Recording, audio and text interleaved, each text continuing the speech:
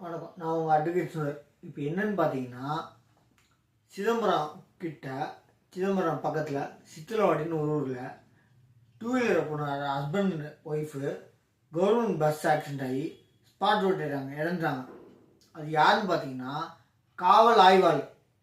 யாருன்னு பார்த்தீங்கன்னா, போலீஸ்கார லேடி அவங்க ஹஸ்பண்டோடு போயிருக்கும்போது ஆக்சிடெண்ட்டில் இறந்துட்டாங்க. இப்போது கவர்மெண்ட் எல்லோரும் ஆக்சிடென்ட்னா வெறும் இந்திய வாகன சட்டம் மட்டும் இல்லை, இந்தியன் தண்டனை சட்ட பிரகாரமும் 2 இதுலேயுமே ஆக்ஷன் எடுப்பாங்க. மோட்டர் வெஹிக்கிள் ஆக்ட் வந்து வெறும் ஃபைனுக்கு மட்டும் தான், ரெக்கவரி ஆஃப் அமௌண்ட் மட்டும் தான். அதாவது இழப்பீடு யாருக்காவது அடிபட்டுருந்தோ இல்லை அவங்களுக்கு அடிபட்டுருந்துச்சுன்னா அவங்களுக்கு இழப்பீடு கொடுக்குறது மட்டும்தான் கேஸு. இது வாகன மோட்டர் சட்டம். ஆனால் இந்திய தண்டனை சட்டம் நீங்கள் ரேஷாக ஓட்டினீங்க, ஹெல்மெட் இல்லாமல் ஓட்டினீங்க, உங்களால் இன்னொருத்தவங்களுக்கு பாதிப்பு இருக்குது அப்படின்னா இந்திய தண்டனை சட்ட பிரகாரம் ஃபைனு, தண்டனை எது வேணாலும் கொடுக்கலாம், இல்லை 2மே கொடுக்கலாம். பார்த்துருங்க. இப்போது 2025 1ஆம் அமலுக்கு வந்துருச்சுன்னு சொல்கிறாங்க. பில்லு பாஸ் ஆகிருக்கு. அதாவது மோட்டர் வாகன சட்டத்துலேயும் இந்திய தண்டனை சட்டத்துலேயும் 2லேயும் பதிவு பண்ணலான்னு இருக்காங்க. அப்போது மோட்டர் வாகன சட்டம் வந்து தண்டனை கொடுக்க மாட்டாங்க.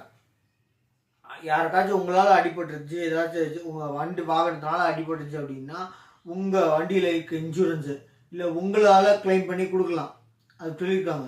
ஆனால் இந்திய தண்டனை சட்டம் வந்து அந்த இழப்பீடுக்காக நெக்லிஜென்ட் டிரைவிங், ரேஷ் டிரைவிங், நீங்கள் பார்க்காம ஓட்டிட்டீங்க, வாகனத்தை பராமரிக்கிறது கரெக்டாக ஓட்டலை அப்படின்னு சொல்லி அதுக்கு ஃபைனும் போடலாம், தண்டனையும் கொடுக்கலாம், இல்லை 2மே சேர்ந்து கொடுக்கலாம். தண்டனையும் ப்ளஸ் ஃபைன் 2ம் போடலாம். பத்திரமாட்டுங்க. பழைய சட்டத்தில் வந்து வெறும் ஒன்று தான் இந்திய வாகன சட்டம் மட்டும் தான் இருந்துச்சு, மோட்டர் வாகன சட்டம் மட்டும் தான் போட்டுருந்தாங்க. இப்போ 2மே போடலான்னு பில்லு பாஸ் ஆகிருக்கு. பார்த்து கவனமாக இருங்க. ஃபஸ்ட்டு வந்து பொருட்கால போயிட்டே இருப்போம். ஆக்சுவலி நல்லா ரொம்ப நிறைய அனுபவப்பட்டிருக்கேன். வர்றவங்க அவன் போனால் போதும் போவாங்க. தயவு செஞ்சு பார்த்து போங்க. போகிறவங்க நீ நிப்பாட்றா அப்படின்னு சொல்லி 2 வீலரில் போகிறவங்க லாரியவே மடக்கி நீயே நான் பெரியவனான்னு கேட்பாங்க. லாரி அவன் லைட்டாக தட்டினா போதும் நம்மளுக்கு பாதிப்பு. 2 வீலர் போகிறவங்களுக்கு ரொம்ப பாதிப்பு. லாரிக்காரன் இடித்தா போனான்னு இருக்கான். இப்போ அவங்களும் சரி, யாராக இருந்தாலும் சரி, இந்திய வாகன சட்டம், அது மோட்டர் வாகன சட்டத்தை அது மட்டும் இல்லாமல் இந்திய தண்டனை சட்டத்துலையும் கொடுக்க போகிறாங்க. அதாவது வழக்கு பதிவு பண்ணலான்னு சொல்லியிருக்காங்க. பத்திரமா இருக்கா. 2 சட்டத்தினால மோட்டர் வாகன சட்டத்தை வந்து உங்களுக்கு இழப்பீடு கொடுக்கலாம். ஆப்போசிட் பார்ட்டிக்கு என்ன இழப்பீடு இருக்கோ கொடுக்கலாம் அப்படின்னு சொல்லியிருக்காங்க. இந்திய தண்டனை சட்ட பிரகாரம் நீங்கள் வாகனத்தை கரெக்டாக ஓட்டலை, அதனால உங்களுக்கு தண்டனை, அப்புறம் ஃபைனு 2யும் சேர்த்து போடலாம் அப்படின்னு இருக்காங்க. ஃபைனும் போடலாம், தண்டனையும் கொடுக்கலாம் அப்படின்னு இருக்காங்க. தயவு செஞ்சு வாகனத்தில் கொஞ்சம் கவனம் பாருங்க. இன்சூரன்ஸ் இல்லாமல் வண்டி எடுக்காதீங்க. பெரிய பிரச்சனை, சின்ன அமௌண்ட்டு தான், அதை கட்டாம விட்டிங்கன்னா தலைக்கு மேலே வெள்ளம் போயிடும். பெரிய பிரச்சனை. இன்சூரன்ஸ்லாம் வண்டி எடுக்காதீங்க. இது ரொம்ப முக்கியம். எந்த வண்டியாக இருக்கும். அதே மாதிரி 18 வயசு உள்ள கீழே இருக்கும் பசங்களுக்கு தயவு செஞ்சு வண்டி கொடுக்காதீங்க. ஏன்னா 18 வயசு கீழே இருக்கவங்களுக்கு வண்டி கொடுத்தீங்கன்னா அவங்க அப்பா அம்மா தான் காரணம்னு சொல்லிட்டு அவங்களுக்கு தண்டனை கொடுக்கலான்னு சொல்லியிருக்காங்க. அதனால் நீங்கள் வந்து உங்கள் பொறுப்பில் இருக்க வண்டிங்களை கொடுக்காதீங்க. யார்ட்டையும் வாங்க விடாதீங்க. சொல்லிடுங்க ஓட்டாதீங்க அப்படின்னு. 18 வயசு கீழே இருக்கவங்க லைசன்ஸ் எடுக்காமல் வண்டி எடுத்திங்கன்னா அவங்க அப்பா அம்மாவுக்கு தண்டனை, ஃபைனுன்னு சொல்லியிருக்காங்க. கொஞ்சம் யோசனை பண்ணுங்கள். வண்டி கொடுக்காதீங்க. பழகிறதெல்லாம் இல்லை, எல்எல்எல் போட்டு 18 வயசு ஆகட்டும் போட்டு கற்றுக் கொடுங்க. கற்றுக்கிட்டோம்.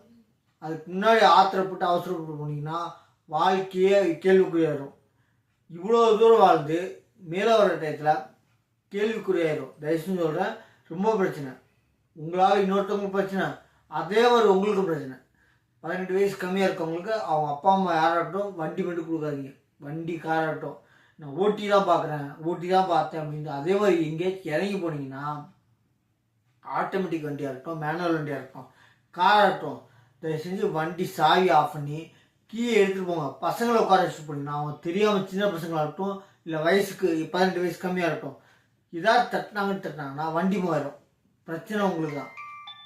பார்த்துருக்கோம், கவனமாக இருந்துக்கும். பார்க்கிங் ஏதாச்சும் இறங்கி பேச போனீங்கன்னா ஹேண்ட் பிரேக் போட்டு வண்டி சாவியை ஆஃப் பண்ணி எடுத்துகிட்டு போங்க. அதிலே வச்சிங்கன்னா சின்ன பசங்களாக இருக்கட்டும் என்னதான் இருக்குன்னு ஆன் பண்ணி பார்க்குற ஒரு சுவாரஸ்யம் இருக்கும். கவனமாக இருங்க. தேங்க்யூ.